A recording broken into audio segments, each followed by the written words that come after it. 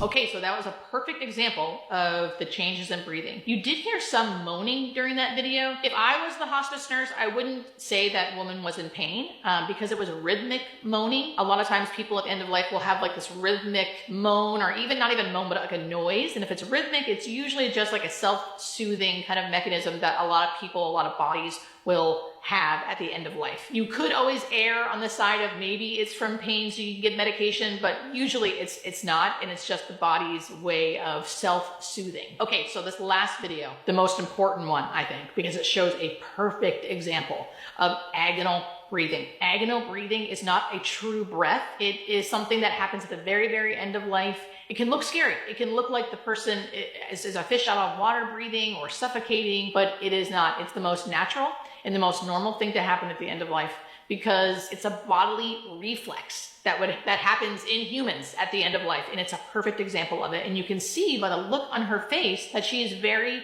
relaxed. So trigger warning, here is the video. So what you just saw was a perfectly normal thing to happen at the end of life. I say this because I think people usually would see something like that. They would see agonal breathing and they would think their loved one was suffering, they needed to do something, and that's not the case. This is a very normal breath that will happen at the end of life. Thank you so much for being willing to watch these videos with me. I think it's so important that we educate the general public of what death actually looks like. The more we normalize this, the more we prepare ourselves, the more at ease we can be during these stressful times.